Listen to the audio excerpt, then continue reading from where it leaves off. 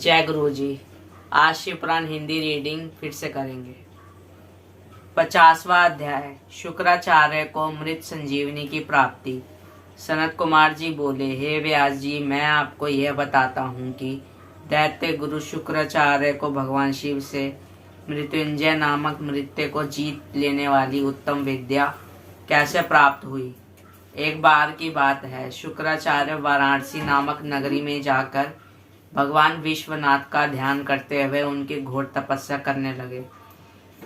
इससे पूर्व उन्होंने वहां भगवान शिव के शिवलिंग की स्थापना की तथा वहां एक रमणीय कुआं भी खुदवाया। तत्पश्चात उसमें शिवलिंग को 32 शेर पंचामृत से 1,00,000 बार अभिषेक करवाने के बाद सुंदर सुगंधित द्रव्यों से स्नान कराकर उस अमृतमय ज्योतिर्लिंग की स्थापना की। फिर शिवलिंग पर चंदन और यक्ष करदप का लेप किया।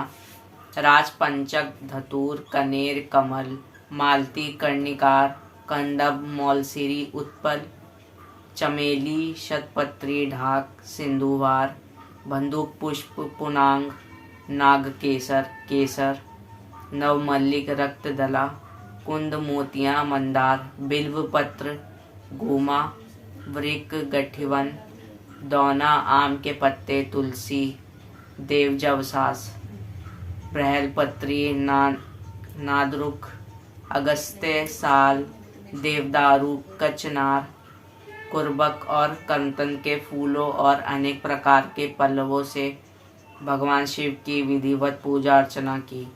भगवान शिव के सहस्त्र नामों का जाप कर उनकी स्तुति की।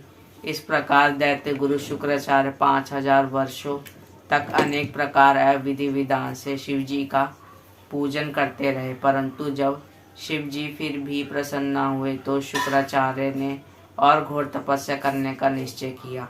तब उन्होंने इंद्रियों की चंचलता को दूर करने के लिए उसे भावनी रूप जल से प्रक्षालित कर लिया और पुनः शिव जी की घोर तपस्या करने लगे। इस प्रकार 1 सहस्त्र वर्ष बीत गए। तब भृगुनंदन शुक्राचार्य की दृढ़ता पूर्वक की गई उत्तम तपस्या को देखकर भगवान शिव बहुत प्रसन्न हो गए और उन्होंने अपने प्रकाशमय रूप से साक्षात दर्शन शुक्र को देने का निश्चय किया।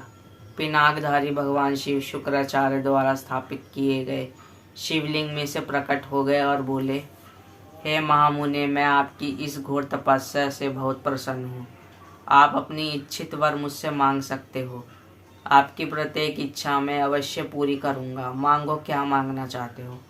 भगवान शिव के इस प्रकार के उत्तम वचनों को सुनकर शुक्राचार्य ने देवाधिदेव भगवान शिव को प्रणाम किया और सिर झुकाकर अंजलि बांधकर जय जय का उच्चारण करते हुए भगवान शिव की बहुत स्तुति की और शिव जी के चरणों में ही लेट गए। तब भगवान शिव ने उन्हें अपने चरणों से ऊपर उठाया और अपने हृदय से लगा लिया। तब भगवान शिव बोले, हे शुक्र, आपने जो ये मेरा ज्योतिर्लिंग स्थापित किया है और इसकी नियम पूर्वक कठिन आराधना की है, इससे मैं तुम पर बहुत प्रसन्न हूँ। कहो, क्या मांगना चाहते हो। देवाधिदेव महादेव जी ने के वचन सुनकर शुक्र पुनः उनकी स्तुति करने लगे। तब भगवान शिव ने देखा कि शुक्राचार्य कुछ नहीं मांग रहे हैं। भगवान शिव जो कि सबके हृदय की बात जानते हैं, संसार की कोई वस्तु उनसे ना तो कभी छिपी है ना ही कभी छिप सकती है, मुस्कुराकर बोले, हे भृगुनंदन, हे महातपस्वी शुक्र, आप निश्चय ही मेरे परम भक्त हैं। आपने इस पवित्र काशी नगरी में मेरे ज्योतिर्लिंग की स्थापना करके उत्तम मन से भक्तिमय आराधना की है। जिस प्रकार एक पुत्र अपने पिता का आदर एवं पूजन करता है, तुमने उससे भी बढ़कर कार्य किया है। अतः मैं तुम्हें ये वरदान देता हूँ कि तुम अपने इसी रूप में मेरे उदर में प्रवेश करोगे तथा मेरे इंद्रिय मार्ग से निकलकर मेरे पुत्र के रूप में जन्म ग्रहण करोगे। तुम्हें मैं अपनी मृत संजीवनी नामक विद्या भी प्रदान करता हूँ, जिसे मैंने अपने तपोबल द्वारा रचा है।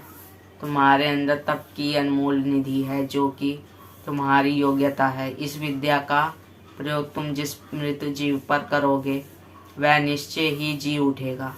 तुम आसमान में चमकते हुए तारे के रूप में स्थित होगे और सभी ग्रहों में प्रधान माने जाओगे।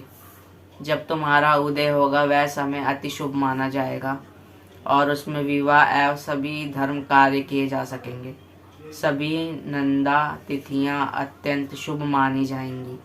तुम्हारे द्वारा स्थापित किया गया वह ज्योतिर्लिंग इस संसार में तुम्हारे अर्थात शुक्रेश नाम से विख्यात होगा।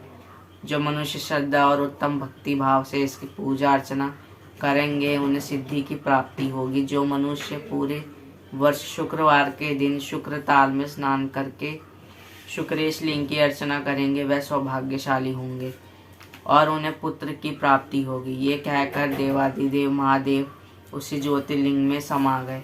तत्पश्चात दैत्य गुरु प्रसन्न मन से अपने धाम को चले गए। आपको मेरा शिव पुराण हिंदी रीडिंग पढ़ना कैसा लगा आप कमेंट में बताइए। लाइक करिए, शेयर कर दीजिए और सब्सक्राइब भी कर दीजिए ताकि आपको न्यू वीडियो नोटिफिकेशन मिलती रहे समय समय पर।